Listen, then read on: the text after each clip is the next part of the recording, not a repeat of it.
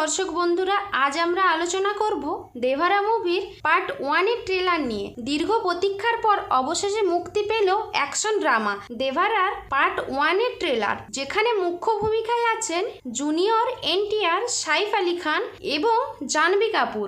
এই ট্রেলারটি এক বিশাল এক্সপিরিয়েন্সের আভাস দিচ্ছে, যেখানে একটি সম্পূর্ণ মাসালা এন্টারটেইনারের সব উপাদানই রয়েছে। ট্রেলারের শুরুতেই আমরা দেখি একদল ভয়ঙ্কর মানুষের পরিচয়। যখন একজন একে অপরকে জিজ্ঞেস করে যে তারা কারা, তখন সে উত্তর দেয় সাইফ আলী খানের চরিত্রের নেতৃত্বাধীন দলটির কথা। তিনি বলেন ওখানে কোনো জাতি ছিল না, কোনো ধর্মই ছিল না, ভয় তাদের কাছে অজানা ছিল। ট্রেলারের শেষে তিনি বলেন যে চোখগুলো শুধুমাত্র সাহস চিনত, সেই চোখগুলো প্রথমবারের মতো ভয়ে ভরে গেছে, যা এক চরম সংঘর্ষের ইঙ্গিত দেয়। ট্রেলারে আরো বলা হয়েছে যে এটি রক্ত দিয়ে লেখা রেড সির গল্প।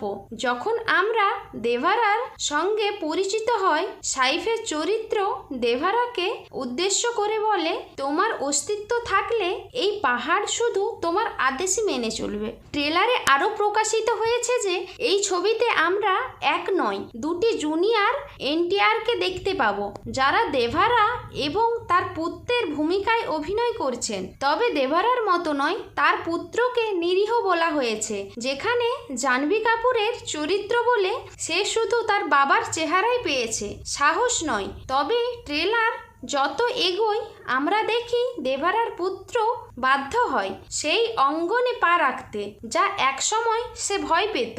হাই অকটেন অ্যাকশন সিকোয়েন্সে ভরপুর এই ট্রেলারটি গল্পের ইঙ্গিত দেয়, তবে খুব বেশি প্রকাশ না করে রহস্য বজায় রাখে। ছবিটি দুই ভাগে মুক্তি পাবে, যার প্রথম অধ্যায়টি আসছে 27শে সেপ্টেম্বর, যৌথভাবে যুবসুধা আর্টস এবং এনটিআর আর্টস দ্বারা প্রযোজিত।